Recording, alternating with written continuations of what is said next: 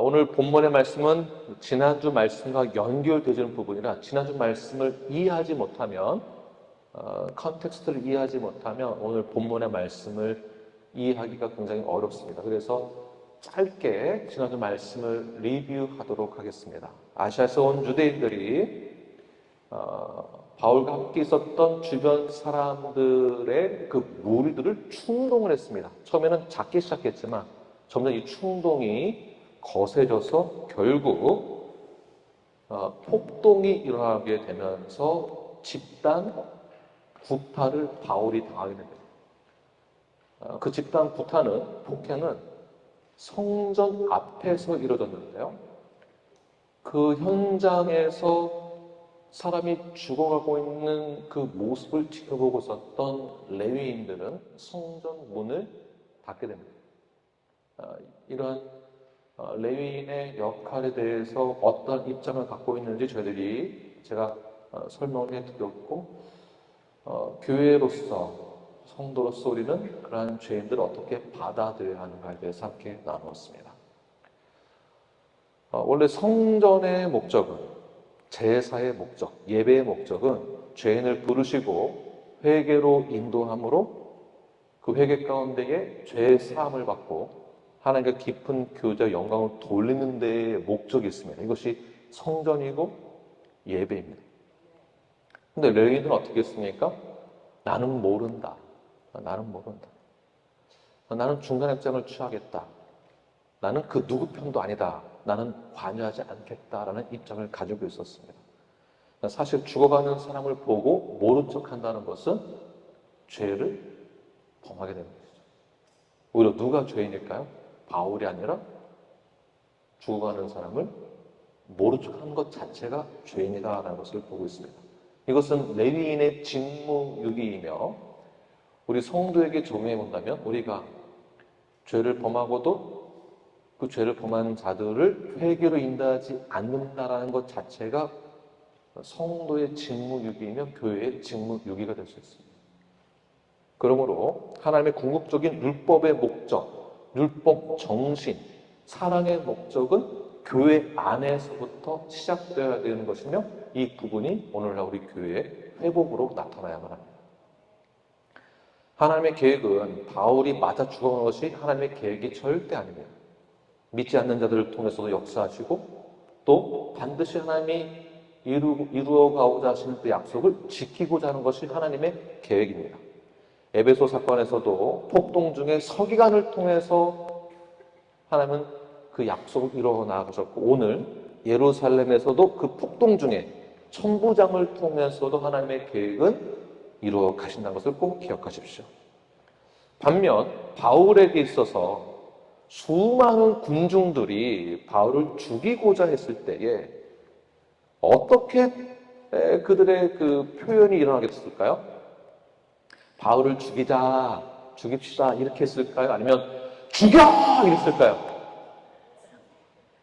네, 죽여! 했을 거예요. 바울은 유대인 형제들을 사랑했습니다. 그가 사랑하는 그 형제들로부터 어떤 마음을 받았을까요? 지금까지 1차, 2차, 3차 전도 여행을 통해서 바울은 이방인의 사도라고 하면서도 제일 먼저 유대인의 회당에 가서 그들에게 먼저 복음을 전했습니다. 왜 그랬을까요? 바울 역시 그도 과거에는 그들과 함께 있었던 형제였었고 그들을 사랑있게 나도 변화받았고 나 같은 죄인도 용서를 받았기 때문에 유대인 형제들에게도 복음을 전했다라는 것을 우리는 기억해야만 합니다. 바울은 그러한 유대인들에게 고소를 당하고 그 형제들에게 폭행을 당하고 폭력을 당했습니다. 고난을 받고 있습니다. 그러나 바울은 그럼에도 불구하고 그 형제들을 사랑하는 그 마음을 지속적으로 포기하지 않고 유대인들에게 그 형제들에게 복음을 전합니다. 사랑을 전합니다. 용서를 한다는 것입니다. 그 맥락 가운데서 오늘 본문으로 넘어가게 되면 그런 맥락 가운데 사도 바울은 복음을 전하고자 하는 그 열정이 여전히 있었고 지금 집단 폭행을 당하고 있음에도 불구하고 쇠사슬에 양손을 묶인 채에 거의 맞아서 기절하여 끌려가고 있는 그 상황에서도 바울은 어떻게 하고 있는가? 요거를 우리가 보자라는 것입니다. 37절 말씀을 함께 읽겠습니다. 시작. 바울을 데리고 영내로 들어가려 할 때 그때에 바울이 천부장에게 이르되 내가 당신에게 말할 수 있느냐? 이르되 내가 헬라 말을 아느냐? 네. 이 표현은 영내로 끌려가면서도 지금 거의 기절 중에 있다가 눈을 뜨면서 천부장님, 제가 할 말이 있습니다. 내가 왜 지금 이 쇠사슬에 묶여 있습니까? 나에게 변명할 기회를 주십시오라는 표현인데 이러한 변명을 한다라는 기회를 얻어서 무엇을 말하고자 하는가? 사도 바울의 그 입장이 중요합니다. 그러니까 변명하면 사실 내 변명이잖아요. 내가 왜 쇠사슬에 묶게 됩니까? 나는 죄가 없습니다. 나에 관하여서 이야기를 해야 되는데 오늘 본문 다음 장 22장 1절을 보게 되면 왜 변명하려고자 하는지를 말하고 있습니다. 함께 읽겠습니다. 시작. 부용들아, 내가 지금 여러분 앞에서 변명하는 말을 들으라. 지금 누구에게 말하고 있습니까? 유대인들 그 형제들에게, 그러니까 나를 폭행하고 있는, 나를 죽이고자 하는 형제들에게 내 말을 들어라고 말하고 있어요. 자, 변명을 하면 누가 누구에게 말해야 됩니까? 바울이 천부장에게 얘기를 돼요. 나는 죄가 없어요 라고. 그런데 이 변명할 기회를 얻어서 나를 죽이고자 하는 형제들에게 말을 하는 것입니다. 무엇을 말하고자 하는가? 어떠한 변명을 하고자 하는가? 사도 바울은 변명할 기회를 천부장에게 얻어서 유대인들에게 메시지를 전하기 위한 천부장의 변명을 통한 기회를 찾아내려고 했던 그의 노력을 보게 되면 22장의 그 내용의 모든 것을 다 담고 있는데요.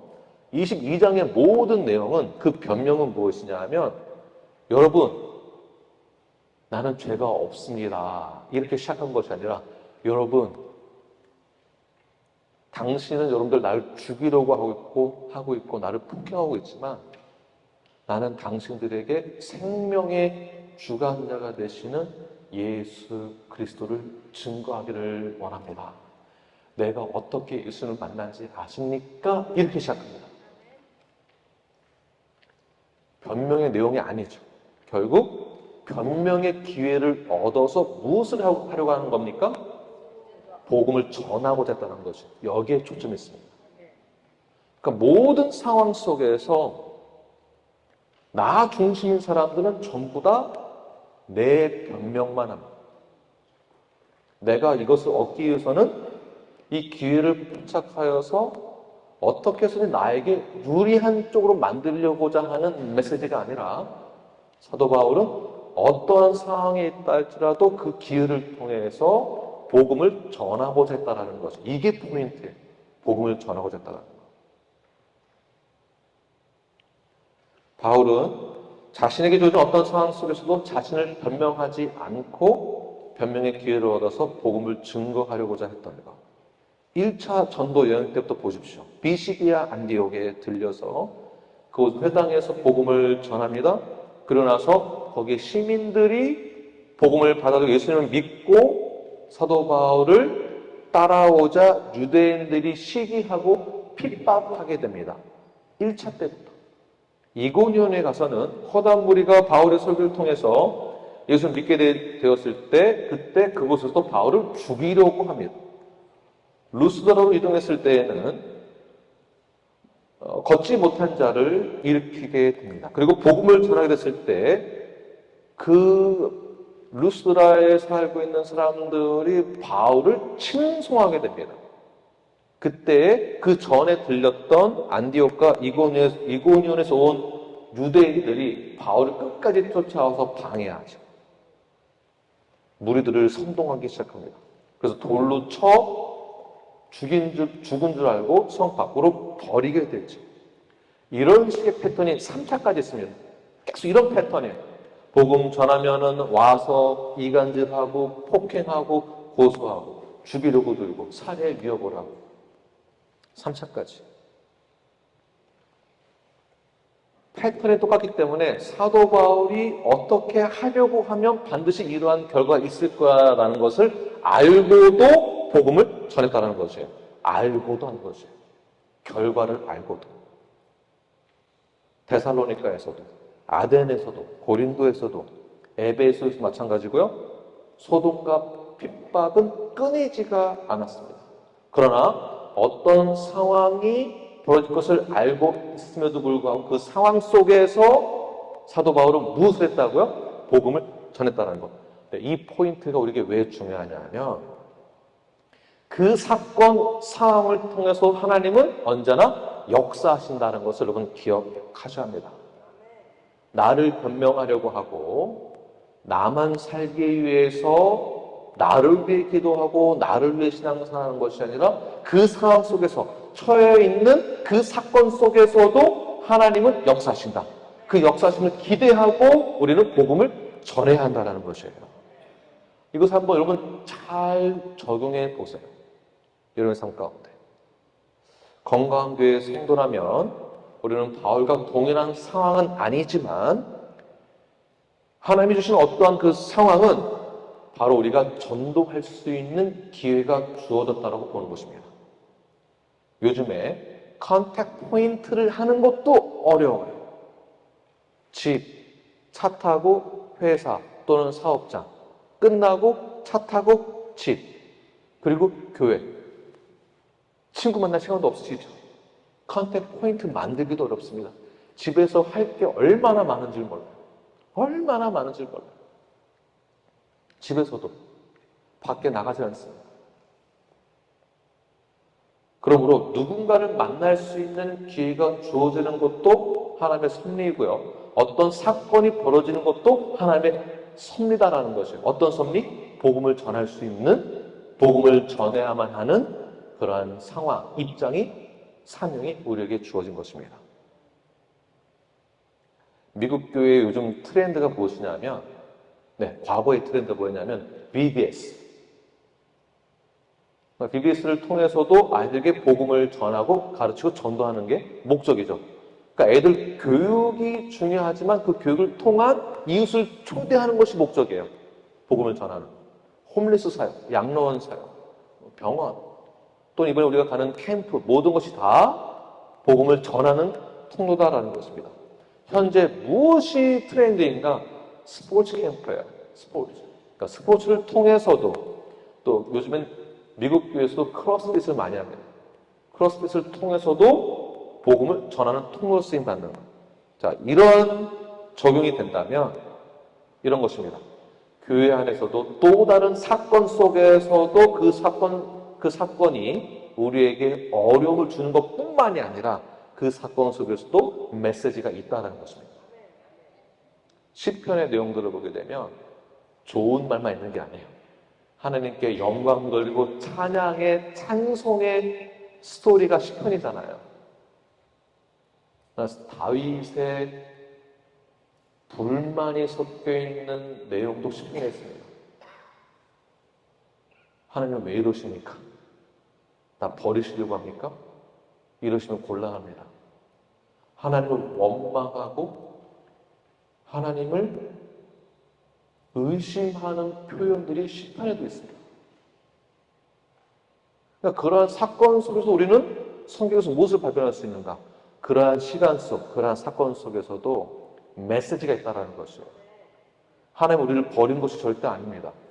하나님 우리를 싫어하기 때문에 교회에 문제를 주는 것이 아닙니다. 하나님 나를 미워하기 때문에 나에게 어려움을 주는 것이 아니에요.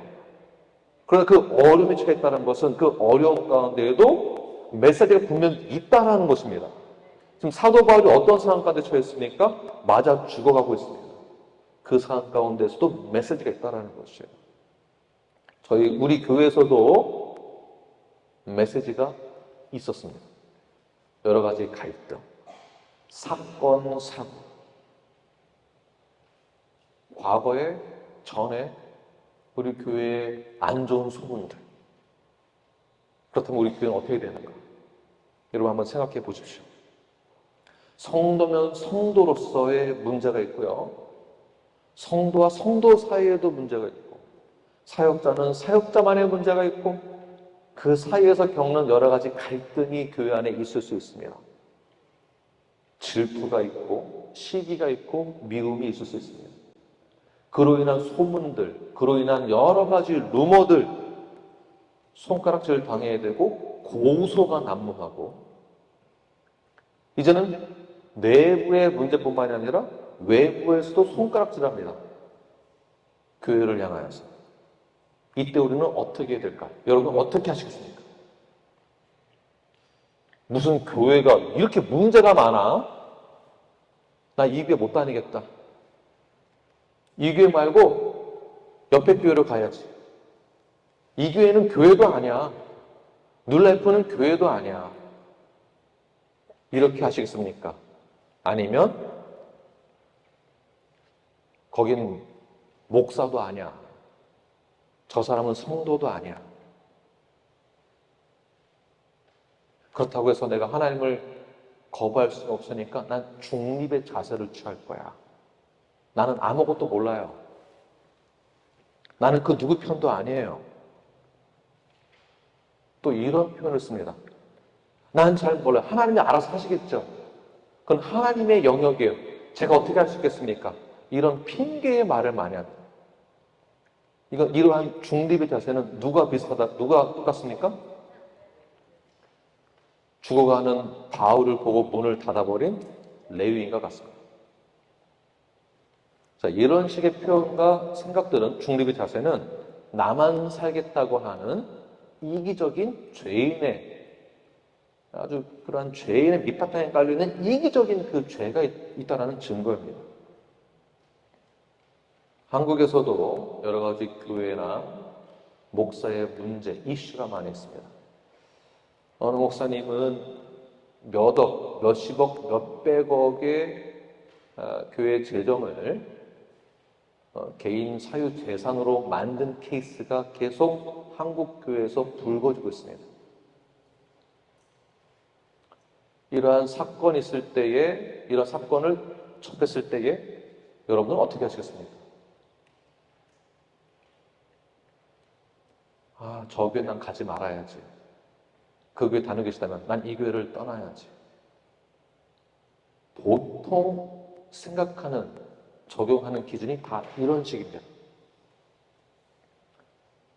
여러분 그냥 그러한 소문이 있었을 때 무시하고 교회를 다니시겠습니까?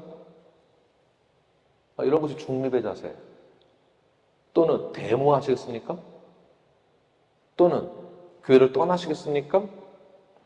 아니면 그 사건을 통해서 그 사건을 계기로 다시 성경적인 교회로 회복하기에 여러분들이 최선을 다하여 교회를 위해서 기도하고 성경적인 치리, 성경적인 교정을 받고 다시 회복하기를 원하십니까?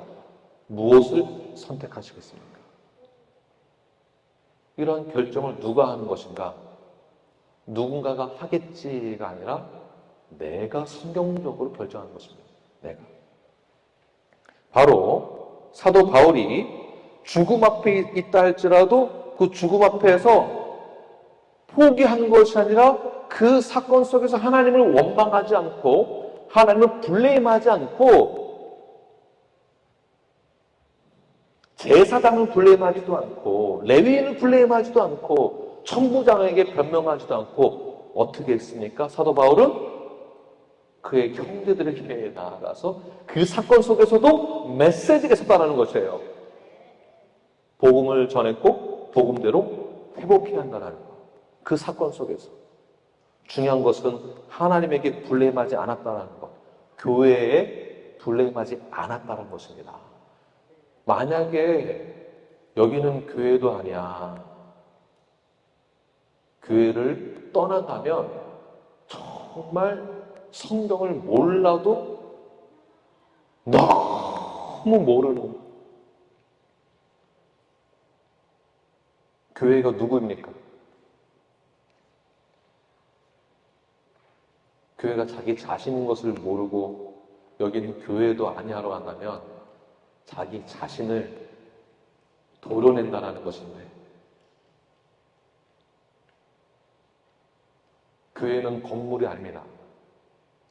교회는 예수님을 믿는 믿음의 공동체, 예수 그리스도의 몸, 지체, 우리를 말하는 것이고요. 이 원리를 깨달았다 한다면 그대로 적용하여서 실천을 해야만 합니다. 그 실천하는 방법들을 목사를 통해서 적용할 수 있도록 가르침을 통해서 알려드리는 것이죠.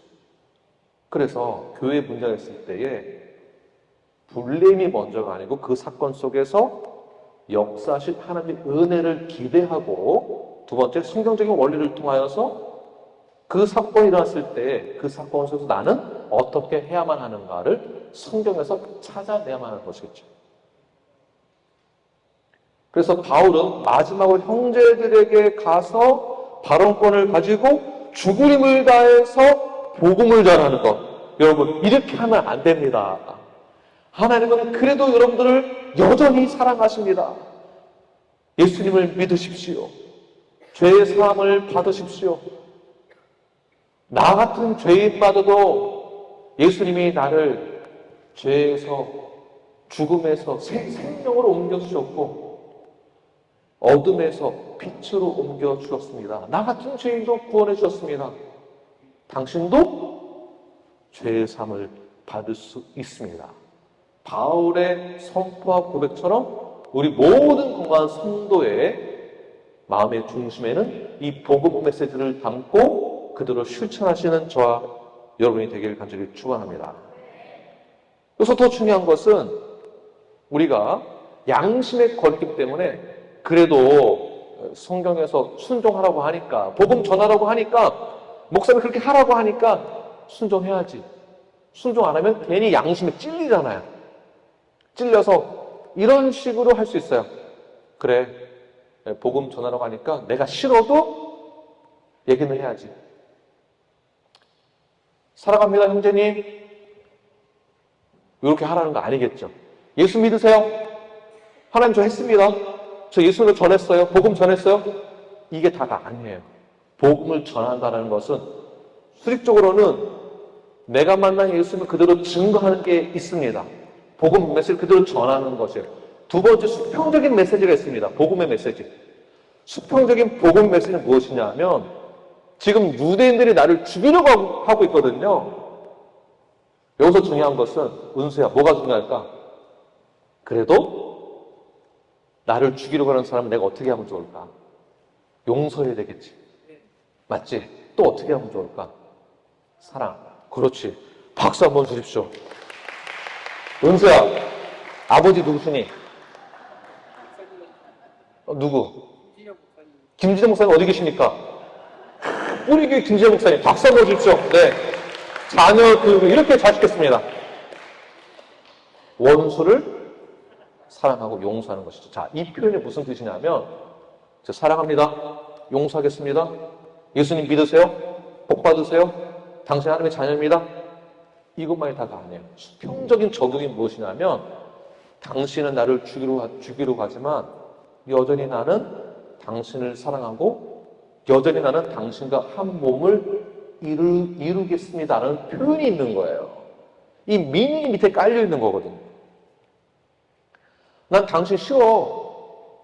너 나 죽이려고 했지? 너 나 때렸지? 너 나에게 상처 줬지? 그런데 성경에서는 사랑하라고 하니까 오케이. 나 당신 사랑합니다. 용서하겠습니다. 말로만 하는 게 아니라는 것이에요. 말로만. 예수 믿으세요? 말로만이 아니에요. 예수님을 믿으라고 한다는 것은, 복음을 전한다는 것은, 수평적인 복음이란 무엇이냐면, 당신과 나와의 관계는 여전히 한 몸을 이룰 수 있는 특별한 관계입니다라는 것을 증거하는 거예요. 왜 그렇습니까?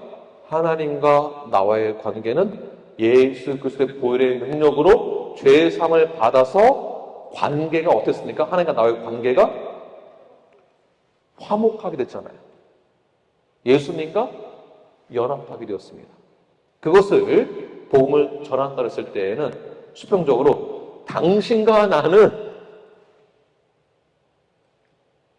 관계가 죄로 인해 허물어졌는데 미움, 시기, 질투 때문에 관계가 어려운데 그래도 나는 이 모든 것을 다 뛰어넘어 예수 그리스도의 보혈의 능력으로 이 모든 어려움을 다 뛰어넘어 나는 여전히 당신과 한 몸을 이룰 수 있습니다.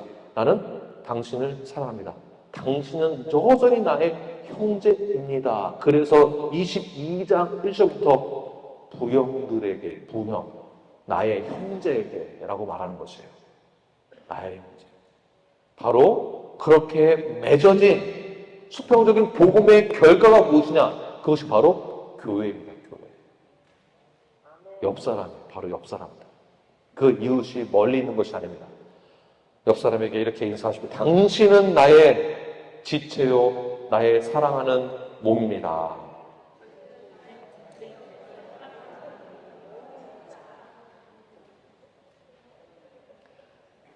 다시 한번 말로만이 아닙니다. 네. 네. 진짜입니다. 네, 진짜.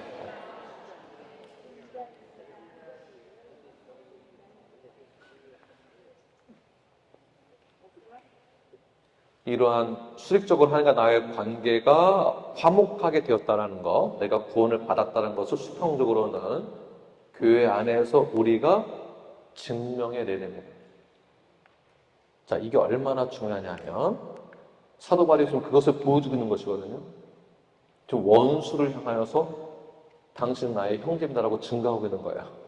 나를 죽이려고 하는 사람에게 대해서. 교회에서 마찬가지로 이것이 증명되어져야 되는 이것이 얼마나 중요하냐. 선교지에 가서 복음을 전하고 교회를 세우는 것만큼 동일하게 중요한 것입니다.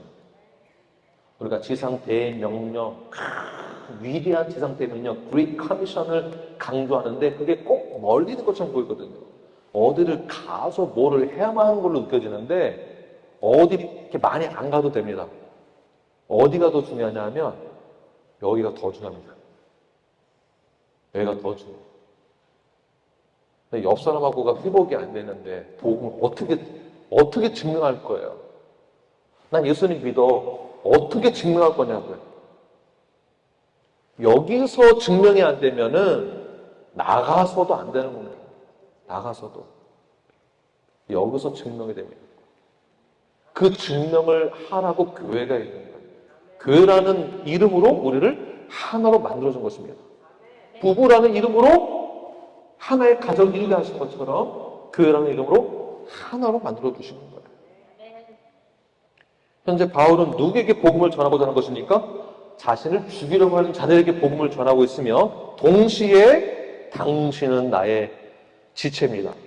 내가 예수님과 한 몸을 이룬 것처럼 여전히 당신들 1차, 2차, 3차 때부터 나를 죽이려고 했던 당신들 그러나 나는 당신을 여전히 사랑합니다.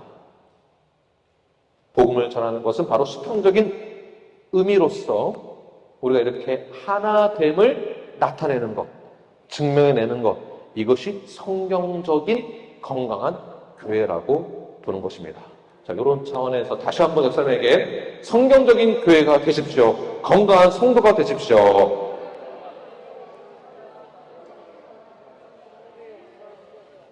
자, 우리의 사명은 무엇입니까? 그러니까 뭐 어렵게 할 거 없어요. 이제 미닝은 이해했으니까 우리의 사명은 건강한 성도가 되는 것, 건강한 교회가 되는 것, 성경적인 성도가 되고 성경적인 교회가 되는 것. 자, 우리의 사명은 무엇이라고요? 건강한 성도, 건강한 교회가 되는 것. 성도가 교회니까 성경적인 건강한 성도로서 온전한 회복되시는 저와 여러분이 되기를 간절히 축원합니다. 아멘 소리가 작으면 처음부터 다시 하겠습니다. 건강한 성도가 되시는 뉴라이프 성도가 되길 간절히 축원합니다. 네, 뿌리가 역시 지붕이 올라갔다 내려왔어요. 대단합니다. 좋습니다. 자, 우리가 이렇게 사명 가지고 열심히 우리 사역하고 목회하고 헌신하는데 이때 겪는 어려움이 있을까요? 없을까요? 있지만 포기하지 마십시오. 포기하지 마십시오.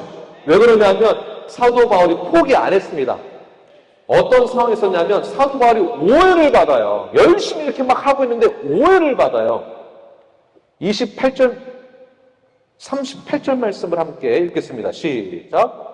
그러면 내가 이전에 소유를 일으켜 자객 4,000명을 거느리고 광야로 가던 애굽인이 아니냐?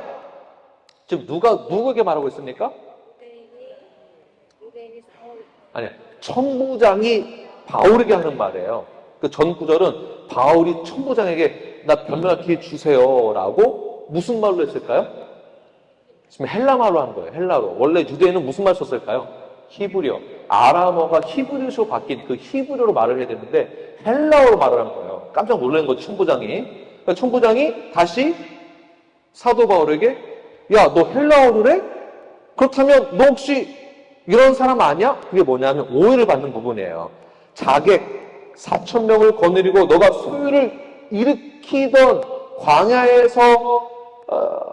가서 그렇게 막 소동 일으키게 했던 그 사람이냐? 이거거든요. 오해를 받아요. 근데 지금 천부장은 4천이라고 얘기하지만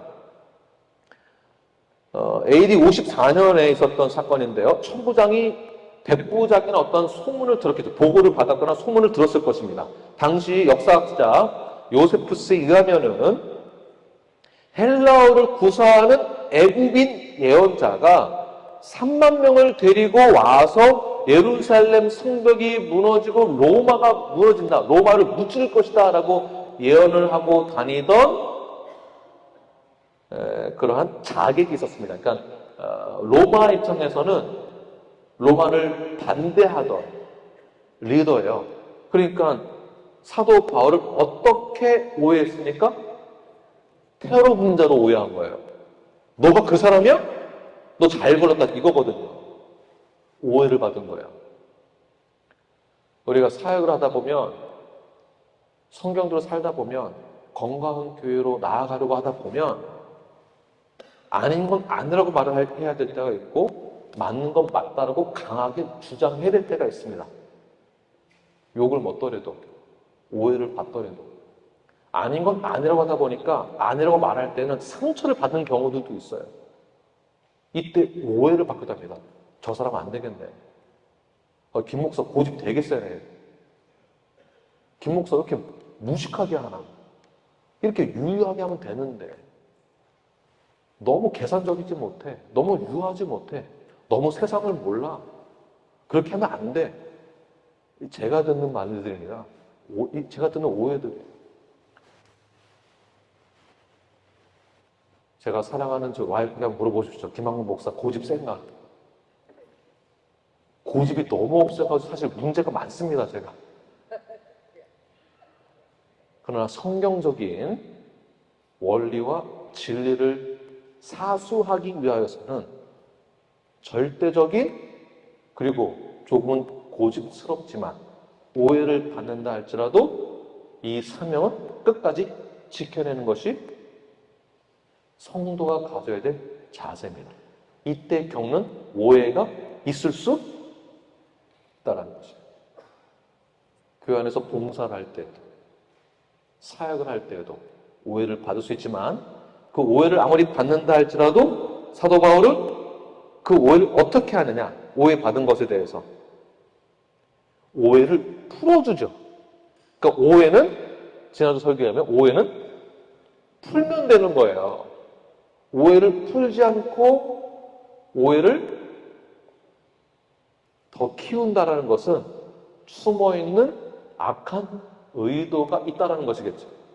오해는 풀 수 있습니다. 풀면 되는 거예요. 그럼 사도 바울이 그 오해를 어떻게 풀어주는가? 39절. 우리 뿌리교회 학생들이 39절 말씀을 큰 목소리로 읽겠습니다. 시작!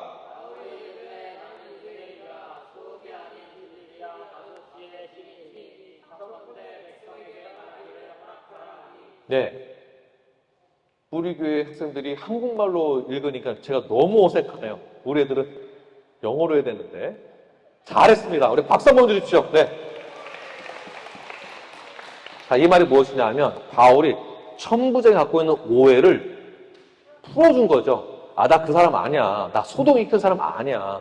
나는 길리게 다소 시민이고 그리고 백성에게 난 단지 말하기만 하면 되는 거야 라고 오해를 풀어주니까 결국에는 천부장이 변명할 수 있는 기회를 바울에게 주게 됩니다.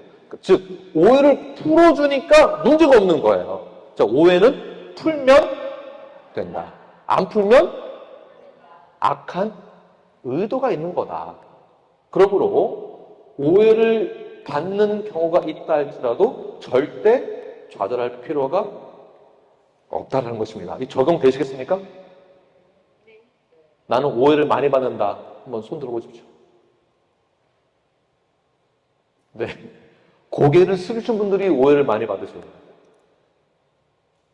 오해를 받는다고 해서 좌절할 필요가 없다. 오해는 풀면 된다. 내가 오해를 받았다고 해서 오해를 한 사람이 나를 무시하는 것 또한 아니다. 무시한다고 생각한다는 것은 오히려 내 자존감이 낮아서 그런 거예요. 무시하는 거 아닙니다. 무시하는 생각도 없습니다. 무시하는 것은 우리 교회에서 있을 수도 없습니다. 그러므로 오해는 얼마든지 풀 수 있고요. 그러므로 좌절할 필요나 무시를 당했다라고 자책할 필요도 없습니다. 좌절하지 마시고 포기하지 마십시오. 사도 바울처럼 오해를 풀고 사역을 이어나가면 되는 것입니다. 그리고 40절로 들어가서 사도 바울이 헬라어로는 천부장에게 말을 했지만 뒤를 돌아서서 부영들에게 나를 죽이고자 하는 그들에게 향하여서 무슨 말을 쓸까요? 히브리어로. 자, 그래서 히브리어를 했다는 것은 예전 성경 개역 한글에 보게 되면 방언이라고 방언. 방언은 같은 방언을 하는 사람만 알아듣는 거예요. 그렇죠. 전라도는 전라도 사람만 알아듣죠. 그 방언으로 말을 한다는 것은 특별한 사인이 있다는 것입니다. 내가 당신들에게 주목하여서 이야기를 하는 것입니다. 잘 들어보세요라는 차원으로 말을 하게 됩니다. 자, 이 모습을 한번 상상해 보십시오. 처음에는 요새에서 층대로 올라가기 전까지 사도 바울은 구타를 당했습니다. 집단 폭행. 기절한 상태에서 층대로 올라갈 때에 군사들이 바울을 등에 업고 끌고 올라가서 기절한 상태에서 눈을 잠깐 들어 천부장에게 변명할 기회를 얻어서 말을 하기 전까지는 사도 바울은 거의 비참한 상태, 거의 바닥까지 좌절되고 낮아진 상태, 보잘것없는 상태, 별 볼 일 없는 상태까지 내려갔습니다. 사람들이, 군중들이 몰아세울 때까지. 그러나 그가 복음을 전하기 위해서 뒤를 돌아서서 선포하는 것을 상상해 보세요. 사진 보시면은 성전이 있고 오른쪽에 무엇이 보이십니까? 이게 요새이고 층대, 계단 올라가서 여기에서 복음을 전하게 되는 것입니다. 자, 이게 약 50큐빗이고요. 미터로 계산하면은 22미터인데 층수로 하면 약 5층 높이에요. 5층 높이. 가장 낮은 곳에서부터 매를 맞고 구타당하고 질타당하고 살해 위협을 당하고 비참하게 바닥까지 내려갔다가 결국 어디에서 복음을 전합니까? 학자에 의하면 이 층대, 이 요새는 마치 궁전과도 같았다라고 표현합니다. 다시 말해서 여기서 선포했다는 것은 마치 왕이 백성들에게 권하는 말을 선포하듯이 그걸 상징하고 있는 것이에요. 사도 바울이 복음을 전할 때 결국 하나님은 그를 높이 세우셔서 그곳에서 무식한 폭도로 오해받았던 사도 바울이 이제는 왕실에서 왕이 선포하는 것과 같이 그 전에는 죽을 목숨의 위기에 처해 있는 죄수의 신분이었지만 이제는 가장 높은 곳에서 가장 위대한 그 복음을 들고 가장 아름다운 복음의 전도자의 발을 가지고 올라가 많은 사람들에게 가장 위대한 복음을 그의 언어로, 방언으로 선포합니다. 예수님을 믿으십시오. 예수님은 그럼에도 불구하고 죄인인 당신들을 지금도 사랑하십니다. 사도 바울의 모습을 한번 상상해 보십시오. 복음을 증거하는 그의 모습은 너무나도 위대하고 아름다운 모습입니다. 누가 봐도 사도 바울을 범죄자라고 볼 수 없을 만큼의 능력 있는 전도자의 메시지를 선포하는 사도 바울을 보십시오. 그의 담대한 모습을 보십시오. 오해를 받고 질타받고 매를 맞았지만 그의 담대한 모습은 그 누구도 따라갈 수가 없었습니다. 그러한 모습 자체가 성령의 충만한 모습이라고 볼 수가 있습니다. 이제 마치겠습니다. 사랑하는 릴라이프 성도 여러분, 우리 뿌리교회 성도 여러분, 어떤 상황이 우리에게 주어졌다는 것은 그 상황이 좋건 안 좋건 불쾌한 상황이건 어려운 상황이건 그것은 나만을 위한 것이 아니라 그 사건 자체가 복음을 전할 수 있는 기회를 하나님 주신 것이다. 컨택트 포인트의 기회가 온 것이에요. 그때마다 나를 위해서 살려고 하지 마시고 복음을 위해서 아름다운 발을 가진 전도자로서의 역할을 잘 감당하시기를 바랍니다. 비록 어렵고 힘들고 견디기 어려운 상황 가운데 있다 할지라도 직무유기하는 레인처럼 하는 것이 아니라 겉으로는 힘없어 보이고 겉으로는 능력 없어 보이는 우리 같은 사람들도 나 같은 사람들도 얼마든지 위대한 그 복음을 들고 위대한 그 자리에서 복음을 선포하시는 건강한 성도가 되시는 저와 여러분이 되길 간절히 축원합니다. 아멘. 기도하겠습니다.